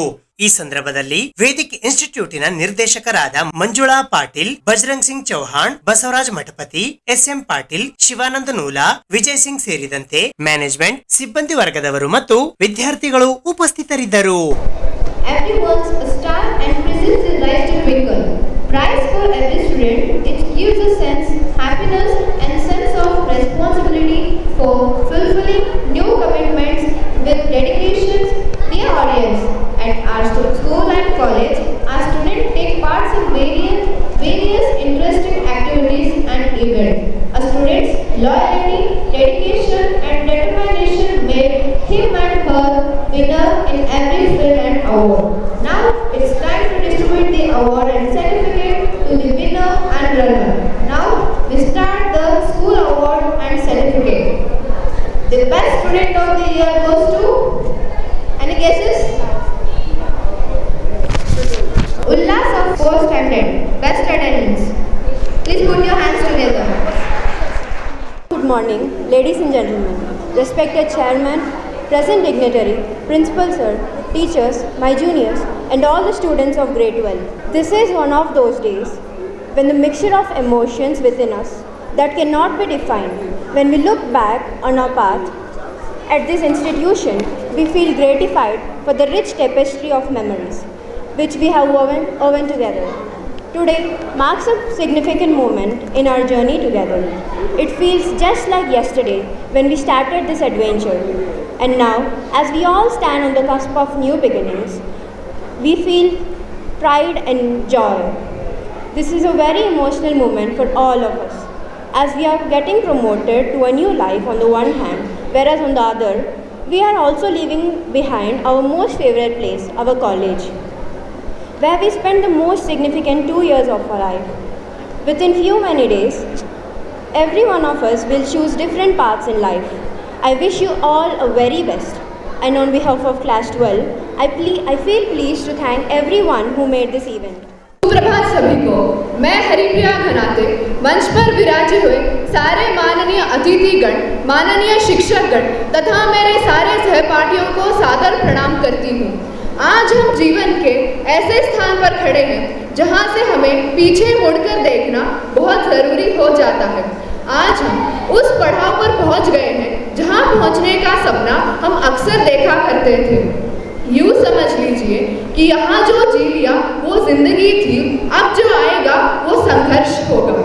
हमारे जीवन का सुनहरा काल समाप्त हो जाता है, क्योंकि अब ना वो यारी होगी, ना वो महफिल होगी, ना वो कारवां होगा, बस अकेले हम और वो खुला आसमां होगा। इस संस्थान से जो कीमती चीज़ मिली है वो मेरे सारे मित्र और शिक्षकगण हैं, जो मेरे लिए जीवन भर का रिश्ता है। क्षण क्षणಕ್ಕೂ ಖುಷಿ ನೀಡುವಂತಿರಲಿ ಶಿಕ್ಷಣ, ಕ್ಷಣ ಕ್ಷಣಕ್ಕೂ ಖುಷಿ ನೀಡುವಂತಿರಲಿ ಶಿಕ್ಷಣ, ಯಾವತ್ತೂ ನಿಲ್ಲಬಾರದು ಶಿಕ್ಷಣದ ಪಯಣ, ಯಾವತ್ತೂ ನಿಲ್ಲಬಾರದು ಶಿಕ್ಷಣದ ಪಯಣ, ಕೋಗಿಲೆಯ ನಾದದಂತಿರಬೇಕು ಶಿಕ್ಷಣದ ಇಂಪನ, ಕೋಗಿಲೆಯ ನಾದದಂತಿರಬೇಕು ಶಿಕ್ಷಣದ ಇಂಪನ, ಸಮುದ್ರದ ಅಲೆಗಳಂತೆ ಧುಮುಕುತ್ತಿರಬೇಕು ಶಿಕ್ಷಣದ ಕಂಪನ, ಸಮುದ್ರದ ಅಲೆಗಳಂತೆ ಧುಮುಕುತ್ತಿರಬೇಕು ಶಿಕ್ಷಣದ ಕಂಪನ ಎಂದು ಹೇಳುತ್ತಾ ಈ ಸುಂದರ ಕಾರ್ಯಕ್ರಮದ ನೇತೃತ್ವವನ್ನು ವಹಿಸಿ ಕಾರ್ಯಕ್ರಮಕ್ಕೆ ಶೋಭೆ ತಂದಂತಹ ಎಲ್ಲ ನನ್ನ ಅತಿಥಿಗಳಿಗೆ ಈ ನನ್ನ ಮಧ್ಯಾಹ್ನದ ಸ್ವಾಗತಗಳನ್ನು ಕೋರುತ್ತಾ ಈ ಬೀಳ್ಕೊಡುಗೆ ಸಮಾರಂಭದ ಶುಭಾಶಯಗಳನ್ನು ತಿಳಿಸುತ್ತೇನೆ. Today you are here to celebrate your 2 years of study at Dr. N. Dharam Singh PU College. My dear students, today I would like to tell you that I have witnessed the growth of this Dr. N. Dharam Singh PU College from 2019. Every year we have progressing in a better way by giving additional facilities to our students here. Last 2 days, our management has invested more than 3 crores in constructing a beautiful college building here, and which is well maintained by our administrator Sri Vijay Singh ji here. This time the change what I have observed is the students are very disciplined here. The credit must go to Sri Vijay Singh ji here, because I have seen last 3-4 years I have seen students are used to be like students actually, but this time the students are entirely different, with good behavior and good study. And I have seen that some of the students, They have expressed their experience of 2 years at Dr. N. Dharam Singh PU College. It was extremely very good year. See, the quality students, if we get means, we can give a quality results. And this time, as sir was telling that, we are expecting some NEET crackers are there, and CET also is going to be cracked by some of our students here. So that is what. And one more thing is that we are associated with one of the best institute in Gulbarga, that is Vedic. The director of Vedic is here. And apart from that, we are also been associated with Akash, which was also a highly reputed organization, especially in giving coaching for the NEET as well as JEE and CET here.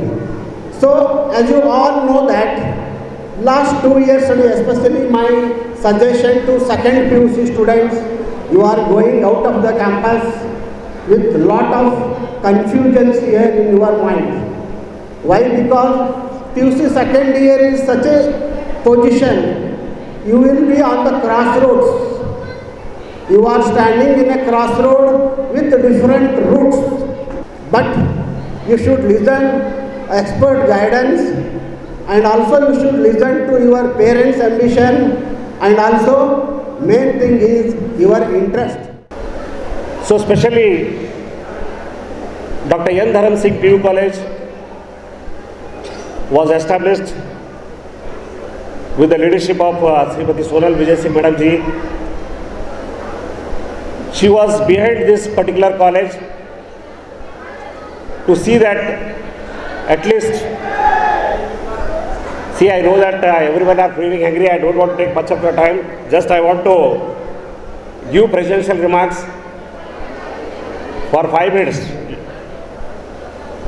So under her leadership, we started during COVID, and almost all the teachers with the hard work and dedication. So last 2 years we got 100% result, and almost all the students are placed in engineering, medical, and the pharmacy colleges.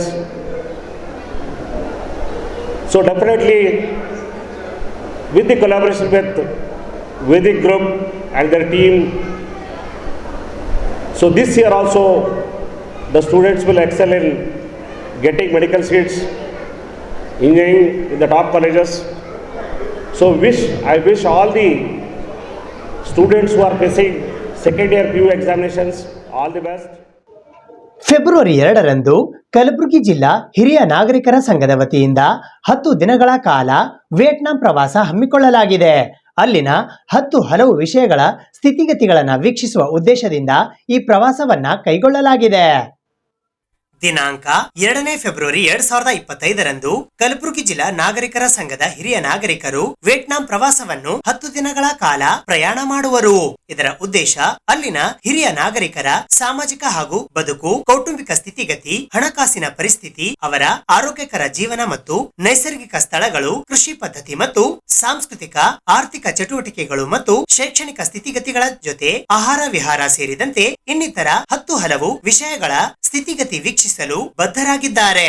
ಈ ಪ್ರವಾಸದಲ್ಲಿ ಪ್ರತಾಪ್ ಸಿಂಗ್ ತಿವಾರಿ, ಶೀಲಾ ತಿವಾರಿ, ಆರ್ಯನ್ ವಿಶಾಲ್ ಸಿಂಗ್, ಬಜರಂಗ್ ಸಿಂಗ್ ಚೌಹಾಣ್, ಶಿವಕುಮಾರ ಸ್ವಾಮಿ, ಶಾರದಾ ಮಣಿ, Sharanamma Kollur, BS ಖಪಾಟೆ, Vivekananda Galagali, ಸುರೇಖಾರವರು ಭಾಗವಹಿಸಲಿದ್ದಾರೆ. ಎಲ್ರಿಗೂ ನಮಸ್ಕಾರ. ಇವತ್ತು ವಿಶೇಷವಾಗಿ ಗುಲ್ಬರ್ಗಾ ಜಿಲ್ಲಾ ಹಿರಿಯ ನಾಗರಿಕರ ಸಂಘದ ಪರವಾಗಿ ಒಂದು ಹಿರಿಯ ನಾಗರಿಕರು, ಸುಮಾರು 16 ಜನ ಹಿರಿಯ ನಾಗರಿಕರು ವಿಯೆಟ್ನಾಂ ವಿದೇಶದ ಪ್ರಯಾಸಕ್ಕೆ, ವಿಶೇಷವಾಗಿ ಪ್ರಾಕೃತಿಕವಾಗಿರ್ತಕ್ಕಂಥ ಒಂದು ದೇಶಕ್ಕೆ ನಾವು ಹೋಗಬೇಕು ಅಂತ ಹೇಳಿ ನಿರ್ಣಯ ಮಾಡಿ 2ನೇ ತಾರೀಕಿನಂದು, ಈ ತಿಂಗಳ ಫೆಬ್ರವರಿ ತಿಂಗಳ 2ನೇ ತಾರೀಕಿನಂದು ಸುಮಾರು 12 ದಿವಸಗಳ ಒಂದು ಪ್ರಯಾಣವನ್ನು ಮಾಡ್ತಾಯಿದ್ದೀವಿ.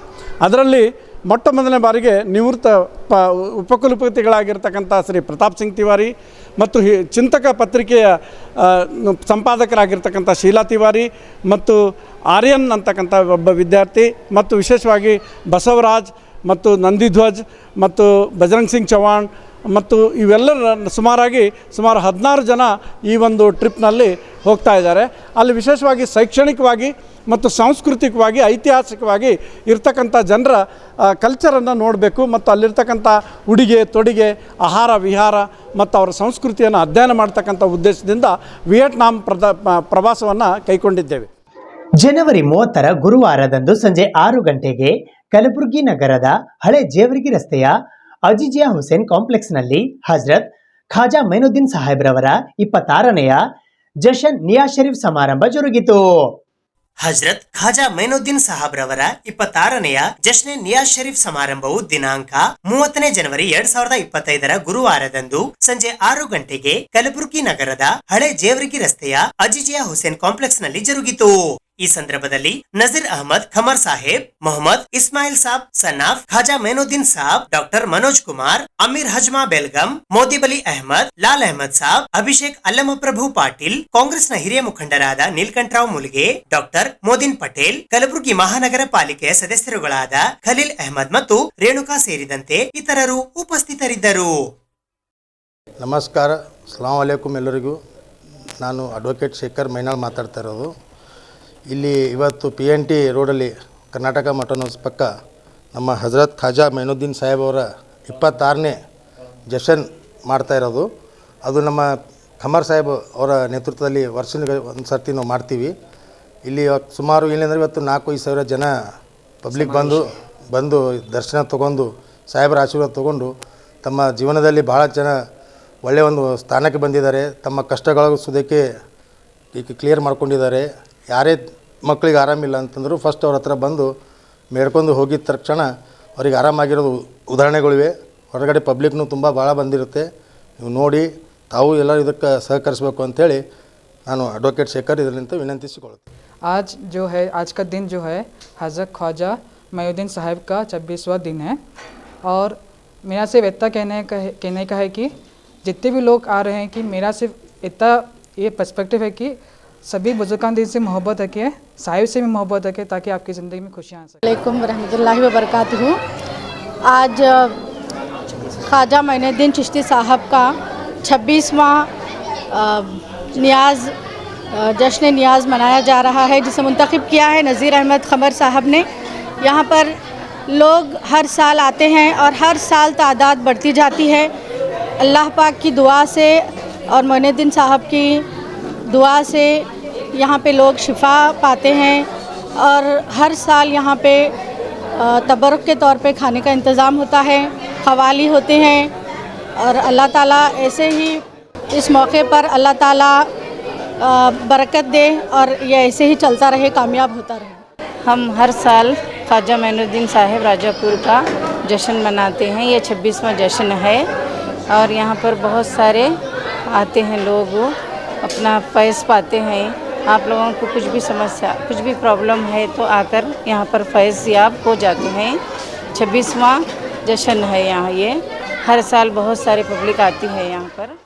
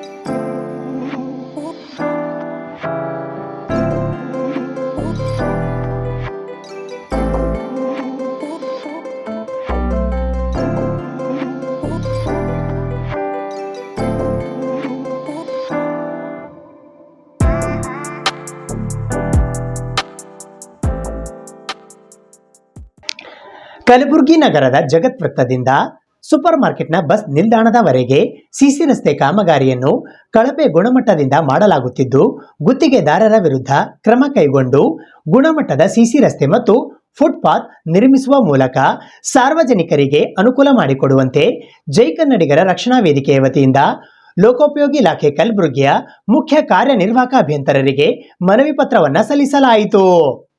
ಕಲಬುರಗಿ ನಗರದ ಜಗತ್ ವೃತ್ತದಿಂದ ಸೂಪರ್ ಮಾರ್ಕೆಟ್ ಬಸ್ ನಿಲ್ದಾಣದವರೆಗೆ ಸಿಸಿ ರಸ್ತೆ ಕಾಮಗಾರಿಯು ಕಳಪೆ ಮಟ್ಟದಿಂದ ಮಾಡುತ್ತಿದ್ದು, ಇದರ ಗುತ್ತಿಗೆದಾರರ ವಿರುದ್ಧ ಕ್ರಮ ತೆಗೆದುಕೊಂಡು ಕೂಡಲೇ ಕಾಮಗಾರಿಯ ಸ್ಥಳ ಪರಿಶೀಲನೆ ಮಾಡಿ ಒಳ್ಳೆಯ ಗುಣಮಟ್ಟದ ಸಿಸಿ ರಸ್ತೆ ಹಾಗೂ ಫುಟ್ಪಾತ್ ಕಾಮಗಾರಿ ಮಾಡಿ ಸಾರ್ವಜನಿಕರಿಗೆ ಅನುಕೂಲ ಮಾಡಿಕೊಡುವಂತೆ ಜೈ ಕನ್ನಡಿಗರ ರಕ್ಷಣಾ ವೇದಿಕೆ ರಾಜ್ಯ ಘಟಕ ಕಲಬುರಗಿಯ ವತಿಯಿಂದ ಇಂದು ಕಲಬುರಗಿಯ ಲೋಕೋಪಯೋಗಿ ಇಲಾಖೆಯ ಮುಖ್ಯ ಕಾರ್ಯನಿರ್ವಾಹಕ ಅಭಿಯಂತರರಿಗೆ ಮನವಿ ಪತ್ರವನ್ನ ಸಲ್ಲಿಸಲಾಯಿತು.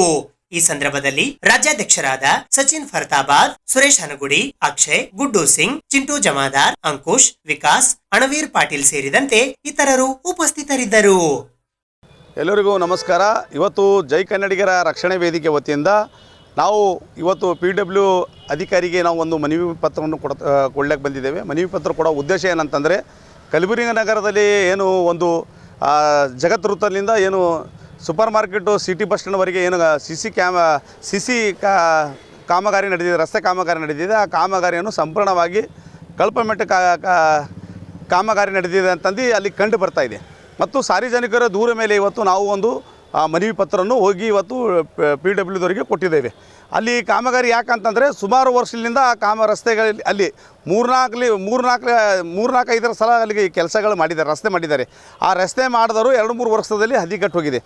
ಸುಮಾರು ವರ್ಷದಿಂದ ಮಹಾನಗರ ಪಾಲಿಕೆದವರು PWದವರು ರಸ್ತೆ ಮಾಡ್ಕೊತಾನೆ ಬಂದಿದ್ದಾರೆ. ಈಗ ಸಿಟಿ ಬಸ್ ಸ್ಟ್ಯಾಂಡ್ ಏನೋ ಆಗಿದೆ, ಅಲ್ಲಿ ಬಸ್ಗಳು ಏನು ನೂರಾರು ಡೈಲಿ ನಗರದಲ್ಲಿ ಏನು 100-200 ಬಸ್ಸು ಡೈಲಿ ಸುತ್ತಾಡ್ತವೆ ಮತ್ತು ಆ ರಸ್ತೆ ಮೇಲೆ ಸುತ್ತಾಡ್ತವೆ. ಅದಕ್ಕೆ ಆ ಕಾಮಗಾರಿಯನ್ನು ಏನು ರಸ್ತೆ ಮಾಡ್ತಾ ಇದ್ದಾರೆ ಅದು ಬಲಿಷ್ಠವಾಗಿ ರಸ್ತೆ ಮಾಡಬೇಕು ಮತ್ತು ಕಾಮಗಾರಿ ಸಂಪೂರ್ಣವಾಗಿ ಮಾಲಮೆಟ್ರ್ ಹಾಕಬೇಕು. ಏನೇನು ಗುಣಮಟ್ಟದಲ್ಲಿ ಇರ್ತವೆ, ಒಂದು ಸಿಮೆಂಟ್ ಇರ್ಬೋದು, ರೇತಿ ಇರ್ಬೋದು, ಉಸುಗು ಇರ್ಬೋದು, ಮತ್ತು ಕಂಕರ್ ಇರ್ಬೋದು, ರಾಡ್ಗಳಿರ್ಬೋದು. ಮತ್ತು ಯಾಕಂತಂದರೆ ಅಲ್ಲಿ ನೂರಾರು ವೆಹಿಕಲ್ ಓಡರ್ಲಿಂದ, ಬಸ್ ಓಡರ್ಲಿಂದ ಮತ್ತು 2 ವೀಲರ್ ಓಡರ್ಲಿಂದ ಸಾರ್ವಜನಿಕರು ಸುತ್ತಾಡಲಿಂದ ಆ ರಸ್ತೆ ಪರ್ಮಿಟಾಗಿರಬೇಕು. 10 ವರ್ಷ ಇರಬೇಕಾದ್ರೆ ಅಲ್ಲಿ ಗುಣಮಟ್ಟದ ಒಂದು ಕಾಮಗಾರಿ ಆಗಬೇಕು ಅಂತಂದು ನಾವು ಇವತ್ತೊಂದು ಕಂಪ್ಲೇಂಟನ್ನು ಕೊಟ್ಟಿದ್ದೇವೆ.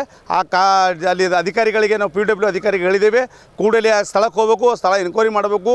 ಆ ಸ್ಥಳದಲ್ಲಿ ಏನು ಕೆಲಸ ನಡೆದಿದೆ, ಯಾಕಂತಂದರೆ ಒಂದು ವಾರದಲ್ಲಿ ಅವರು ಎಲ್ಲ ಆ ಸಿಸಿ ರಸ್ತೆಗಳಲ್ಲಿ ಒಂದು 15 ದಿನ ಆಯ್ತೇನೋ ಅವರು ರಸ್ತೆಯಲ್ಲಿ ಯಾವುದೇ ರೀತಿಯಿಂದ JCP ಹಚ್ಚಿದ್ದಾರೆ, ಕೆದರಿದ್ದಾರೆ ಮತ್ತು ಅದರೊಳಗೆ ಸ್ವಲ್ಪ ಕಂಕರ್ ಹಾಕಿ ಅದ್ರ ಮೇಲೆ ಸಿಸಿ ರಸ್ತೆ ಹಾಕಿದ್ದಾರೆ. ಅದರೊಳಗೆ ಏನು ಮಾಲ್ಮೆಟ್ರ್ ಹಾಕಬೇಕು, ಸಿಮೆಂಟು ಮತ್ತು ಒಳ್ಳೆ ರೀತಿಯಿಂದ ಏನು ಕಂಕರ್ ಹಾಕಿ JCP ಓಡಿಸಿ ಮತ್ತು ರೂರಲ್ ಓಡಿಸಿ ಆಮೇಲೆ ಮತ್ತು ಇನ್ನೊಂದು ಸಲ ಕಂಕರ್ ಹಾಕಬೇಕು, ಚುರ ಹಾಕಬೇಕು, ಆಮೇಲೆ ಸಿಸಿ ರಸ್ತೆ ಮಾಡಬೇಕು. ಅವ್ರು ಯಾವುದೇ ಕೆಲಸ ಮಾಡಿಲ್ಲ ಅಂತಂದು ಸಾರ್ವಜನಿಕರು ದೂರು ಕೊಟ್ಟಿದ್ದಾರೆ. ಅದು ನೋಡೋದಾಗೆ ರಾತ್ರಿನೇ ರಸ್ತೆ ಮಾಡಿದ್ದಾರೆ ಅಂತ ಒಂದು ಗಂಭೀರ ಆರೋಪ ಬಂದಿದೆ. ಅದಕ್ಕೆ ಕೂಡಲೇ ಅದು ಅಧಿಕಾರಿಗಳು ಅದ್ರ ಬಗ್ಗೆ ಇನ್ಕ್ವೈರಿ ಮಾಡಬೇಕು. ಅದಕ್ಕೆ ನೋಡಿ ಅಲ್ಲಿ ಸ್ಥಳಕ್ಕೆ ಹೋಗಬೇಕು, ನೋಡಿ ಅದು ಕಾಮಗಾರಿಗೆ ನೋಡಿ ಅದರೊಳಗೆ ಕರೆಕ್ಟ್ ಕಾಮಗಾರಿ ಆಗಿತ್ತು ಅಂತಂದರೆ, ಗುಣಮಟ್ಟದ ಕೆಲಸ ಆಗಿತ್ತು ಅಂತಂದರೆ ಬಿಲ್ ಮಾಡಲಿ. ಇಲ್ಲಿಗೆ ಅಂತಂದರೆ ಅದು ಯಾವುದೇ ರೀತಿಯಿಂದ ಗುತ್ತೇದಾರರ ಮೇಲೆ ಆ್ಯಕ್ಷನ್ ತೊಗೋಬೇಕು, ಗುತ್ತೇದಾರ ಮೇಲೆ ಕೇಸ್ ಆಗಬೇಕು, ಅವರ ಕಾಮಗಾರಿ ಅಲ್ಲಿಗೆ ನಿಂದ್ರಿಸಿ ಒಳ್ಳೆ ಕಾಮಗಾರಿದವ್ರಿಗೆ ಕೆಲಸಕ್ಕೂ. ಯಾಕಂತಂದರೆ ನೂರಾರು ಬಸ್ ಓಡಾಡ್ತವೆ. ಅದು ಸುಮಾರು ವರ್ಷದಿಂದ ನಾವು ನೋಡ್ಕೋತಾ ಬಂದಿದ್ದೇವೆ. ಕೆಲಸ ಅಲ್ಲಿ ಸುಮಾರು ರಸ್ತೆಗಳಾದರೂ 2-3 ವರ್ಷದಲ್ಲಿ ಹದಿಗಟ್ಟಿದೆ. ಇದು ಒಂದು 10-15 ವರ್ಷದೇ ರೋಡ್ ರಸ್ತೆ ನಡಿಬೇಕಾದ್ರೆ ಕಾಮಗಾರಿಯನ್ನು ಸಂಪೂರ್ಣವಾಗಿ ಗುಣಮಟ್ಟ ಕೆಲಸ ಮಾಡಬೇಕು ಅಂತ ನನ್ನ ಆಗ್ರಹ ಇದೆ. ಇದು ಇವತ್ತಿನ ಸುದ್ದಿ ಸಮಯ. ಸ್ಥಳೀಯ ಸುದ್ದಿಗಳಿಗಾಗಿ ನೋಡ್ತಾ ಇರಿ ಸುದ್ದಿ ಸಮಯ. ನಿಮ್ಮ ನೆಚ್ಚಿನ ಸುದ್ದಿ ಸಮಯವನ್ನು ಡೆನ್ ಸೆಟ್ ಆಫ್ ಬಾಕ್ಸ್ನ ಚಾನೆಲ್ ಸಂಖ್ಯೆ 746ರಲ್ಲಿ ಪ್ರತಿದಿನ ರಾತ್ರಿ 9 ಗಂಟೆಗೆ, ಮರುಪ್ರಸಾರ ರಾತ್ರಿ 10 ಗಂಟೆಗೆ ಮತ್ತು ಮರುದಿನ ಬೆಳಿಗ್ಗೆ 8 ಗಂಟೆ ಮತ್ತು 9 ಗಂಟೆಗೆ ವೀಕ್ಷಿಸಬಹುದು. ಇದು SS ಡಿಜಿಟಲ್ ಚಾನಲ್, ಶ್ರೀ ಸುಮಂಗಲಿ ಡಿಜಿಟಲ್ ಚಾನಲ್. ನೀವು ನೋಡ್ತಾ ಇದ್ದೀರಿ ಸುದ್ದಿ ಸಮಯ, ಸ್ಥಳೀಯ ಸುದ್ದಿಗಳಿಗಾಗಿ. ಸುದ್ದಿ ಸಮಯದ ಪ್ರಾಯೋಜಕರು Mahalakshmi jewellers, gold hub, main road, Kalaburagi.